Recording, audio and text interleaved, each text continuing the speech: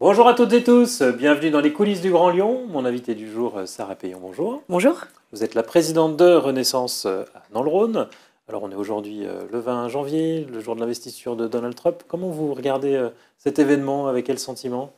Un sentiment de déjà-vu, malheureusement. On espérait que le résultat de l'élection américaine serait tout autre. Je pense que justement, parce qu'aujourd'hui c'est l'investiture de Donald Trump et parce qu'il représente de façon très caricaturale toutes les idées qu'on combat, et quand je dis on, ce n'est pas uniquement mon parti politique, je pense que beaucoup de Français regardent ça avec inquiétude et beaucoup d'Européens aussi.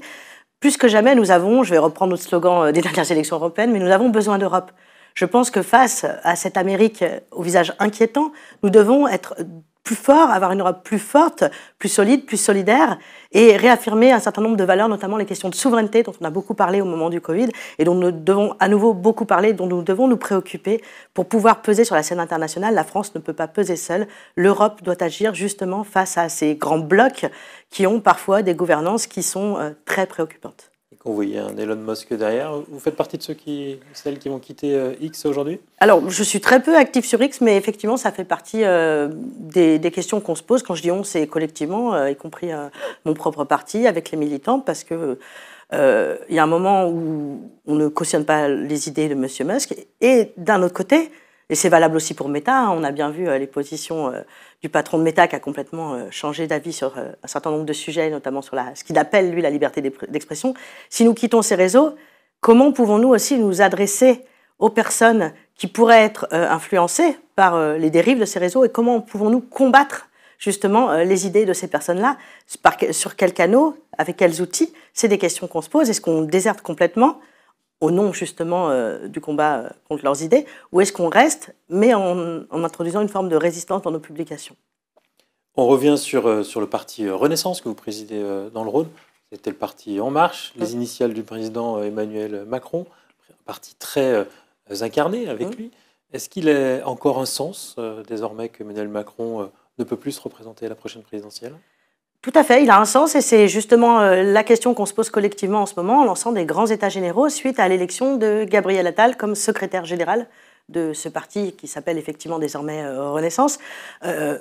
En Marche, maintenant Renaissance, a été créé... Ça devient l'écurie de Gabriel Attal contre Emmanuel Macron. Non, justement. Certains échos dans la presse. On a en France un certain nombre de partis qui sont construits autour d'hommes ou de femmes, plus souvent des hommes.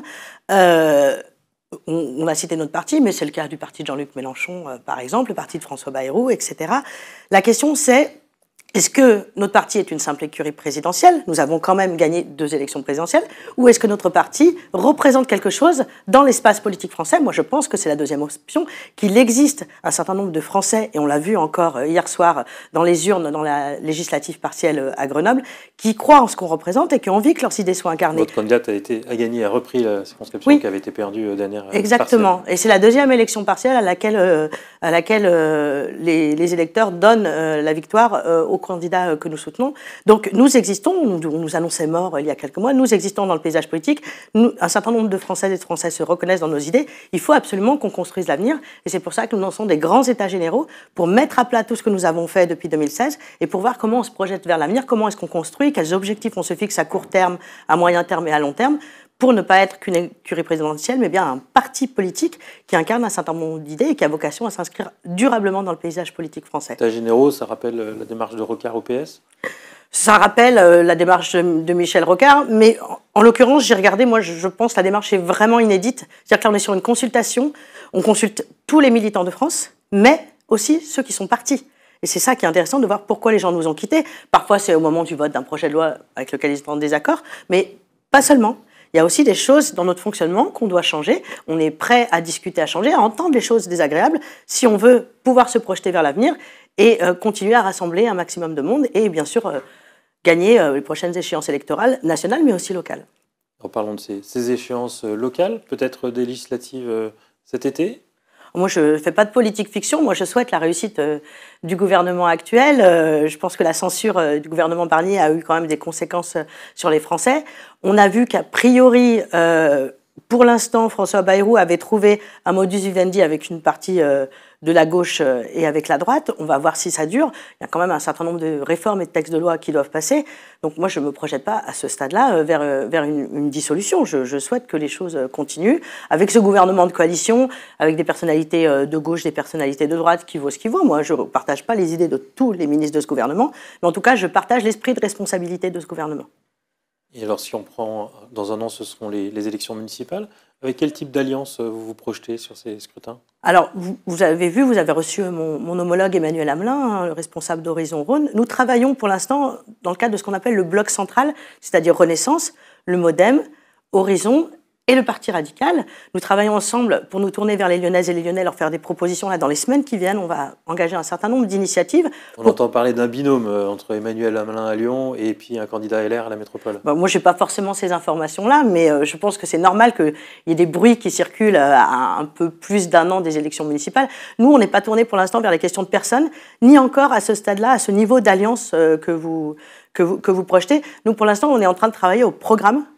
Et je pense que c'est ce qui intéresse les gens. Vous allier avec LR et Horizon? On pourrait s'allier à gauche comme à droite, je l'ai déjà dit, avec les personnes responsables, comme je le disais, qui ont une ligne très claire sur la non-alliance avec les extrêmes et sur lesquelles on pourrait s'entendre sur un certain nombre de sujets locaux sur lesquels on serait d'accord sur le fond et qui seraient conformes à nos valeurs progressistes et humanistes. Mais soyons clairs, maintenant que Fouzia Bouzerda, d'un côté, a rejoint David Kimmelfeld, qui a quitté votre groupe, vous n'avez plus personne. Alors, moi, encore une fois, je considère que les groupes de la métropole sont l'héritage de 2020 et que ça ne parle pas aux gens. Vous allez dans la rue, vous demandez aux gens quelle est la composition des groupes à la métropole, je pense que personne n'est capable de vous répondre. Aujourd'hui, les gens connaissent les partis politiques, ils peuvent connaître quelques individualités, mais globalement, ce qu'ils vont regarder, ce sont les changements qu'on va opérer dans leur vie. Moi, je dis aux gens qui nous regardent aujourd'hui, est-ce que depuis que les écologistes, avec leurs alliés insoumis, sont au pouvoir, vous êtes contents des changements dans la ville ? C'est la question que je leur pose. Et si vous n'êtes pas content, est-ce que vous êtes prêts à travailler avec nous pour des changements concrets dans votre quotidien? Et qu'est-ce que vous attendez de nous? Quel programme vous souhaitez qu'on porte? Mais à un moment, il faudra une incarnation. Bien sûr, on y travaillera. Et nous, Renaissance, nous nommerons des chefs de file qui seront peut-être des têtes de liste, ou peut-être pas, mais qui ont vocation à représenter notre parti dans le cadre de négociations éventuelles dans les mois qui viennent. Et ça peut être qui? On va faire un appel. Alors, Thomas Rudigo fait partie des personnalités effectivement très impliquées à Lyon et au sein de notre parti, mais on fera un appel à candidature. Hein. Nous sommes un parti démocratique avec un système de démocratie interne qui permettra une désignation. Nous ferons un appel à candidature. Tout adhérent pourra déposer un dossier de candidature et nous l'examinerons. Et le bureau départemental, donc le parti départemental, fera des propositions au bureau exécutif, qui est notre bureau national, avant l'été. Un mot sur la ville de Lyon. Grégory Doucet cherche jusqu'à 25 millions d'euros pour répondre au cadrage budgétaire du gouvernement Barnier. Est-ce que sur ce point, vous êtes solidaire avec lui? Vous trouvez que le gouvernement demande trop d'économies à la ville de Lyon? Alors, je pense que Grégory Doucet et son équipe et ses adjoints ont un peu un discours à géométrie variable sur les questions budgétaires. C'est-à-dire qu'il y a quelques temps, il augmentait, il y a quelques années, les dépenses de fonctionnement qui donc ne sont pas de l'investissement pour l'avenir des Lyonnais, mais les dépenses de fonctionnement du quotidien, en disant que la ville de Lyon pouvait se le permettre. Un an après, il augmentait les impôts. Pour développer les services publics. Peut-être, mais pas seulement. On a aussi vu qu'il y avait eu un certain nombre de questionnements sur le nombre, par exemple, de collaborateurs qu'il avait pris, qui n'était pas un nombre légal. Et puis, un an après, il augmentait les impôts. Là, il dit que l'État lui serre la ceinture. Et puis d'un côté, il y a son adjoint, M. Lugenstrass, qui, lors d'une réunion publique, explique que la ville a largement de quoi payer certains projets. On voit des projets, par exemple, sur la place Bellecour, qui coûtent très cher, qui est un projet temporaire, qui ne convient pas aux Lyonnais. La plupart des personnes, des riverains et des commerçants sont exprimés contre. Donc, des économies, on peut en faire. Déjà, en ne commençant pas à faire ce type de projet complètement aberrant et non souhaité. Voilà. Donc, c'est facile de taper sur l'État. C'est toujours facile. Ouais, c'est un projet qui est issu du budget participatif. C'est un projet qui est issu d'un vote de 1500 personnes. Moi, je dis à Grégory Doucet, mettez votre projet sous forme de référendum auprès des Lyonnaises et des Lyonnais, proposez plusieurs projets, faisons ça, faisons un grand concours international avec des architectes du monde entier qui font des propositions, mais qui répondent aux questions du budget participatif, qui est une demande de végétalisation et de rafraîchissement de la place, et pas de simples tentures qui ne régleront pas le problème sur le long terme. Qu'est-ce que vous pensez des mesures d'économie qui ont un peu fuité? On parle d'une suppression du feu d'artifice du 14 juillet ou une réduction de certains festivals, notamment le festival Renaissance. Bon, alors le festival Renaissance, c'est une création de Grégory Doucet. qui, comme on dit, peine à rencontrer son public. Moi, je suis toujours prudente quand on touche au budget de la culture. Je pense que c'est quand même embêtant de se dire que les premières choses qu'on coupe, c'est le budget de la culture, surtout en période de crise. Sur le feu d'artifice, ça correspond à la philosophie des écologistes. Sur tout ce qui est festif, hein, on l'a vu avec le Tour de France, le passage de la flamme olympique, tout ce qui est festif, en général, n'a pas l'heure de leur plaire parce que finalement, ça n'est pas prioritaire pour eux. Moi, je ne suis pas élue au conseil municipal, nous aurons nos élus qui s'exprimeront. Je considère qu'aujourd'hui, les Lyonnaises ont besoin quand même d'avoir des temps conviviaux, des temps de rassemblement, des temps festifs. Et il faut faire attention à ne pas... Donc on ne sacrifie pas le feu d'artifice. Moi, je trouve ça dommage. Après, effectivement, ça ne changera pas. Ça n'équivaut pas à couper un service public, comme vous le dites, etc. Mais je trouve ça quand même dommage de se passer du feu d'artifice alors que les villes voisines arrivent, excusez-moi, mais arrivent à gérer, à s'en sortir et à maintenir leur feu d'artifice. C'est-à-dire que la ville de Lyon a peut-être des questions à se poser sur sa gestion budgétaire si elle en est là. Sarah Payon, je vous remercie. Merci à vous. Et puis moi, je vous dis à demain pour une nouvelle émission des Coulisses du Grand Lyon.